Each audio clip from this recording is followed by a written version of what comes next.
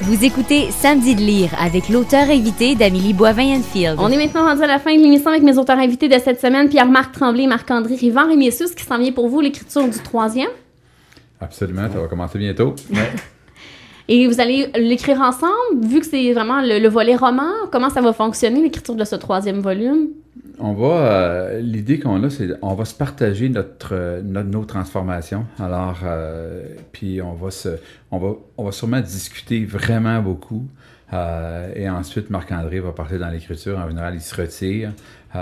Puis là, c'est un peu comme ça que ça se passe en général. On partage beaucoup. Puis je dirais que cette transformation, le 3e livre est beaucoup plus engageant, je dirais, que les 2 premiers. Même si le 2er est engageant, le 3e est encore plus. Alors, ça demande beaucoup pour se livrer, être vraiment là. Puis ensuite de ça, Marc-André... il va devoir adapter tout ça à chacun des personnages. Ça va être le fun de voir ça. Moi, je pars, je m'isole. Les prochains mois vont être des mois de partage et d'échange. Il faut qu'on s'informe mutuellement sur où on est rendu, où on voit ça dans les personnages, dans le livre, aller en profondeur. Puis après ça, je me retire, mais je lui envoie chaque chapitre à mesure, puis j'ai besoin de son feedback, évidemment, quand on est collé dessus, puis fait qu'on les évolue comme ça en parallèle tout le temps dans le processus constant. On vise l'écriture cet automne pour une publication, publié au printemps. Ouais. Et est-ce que ça vous a donné envie de faire des conférences ou des rencontres de gens ensemble, en duo? On en fait, effectivement. Ah oui? On a commencé, ça a créé cette opportunité-là, ce désir-là. On a donné, ça fait 3 formations de 24 heures qu'on donne ensemble à l'école d'entrepreneurship de Beauce. On a donné quelques conférences avec des chambres de commerce aussi, à Saint-Eustache, à Montréal, au Centre Saint-Pierre aussi.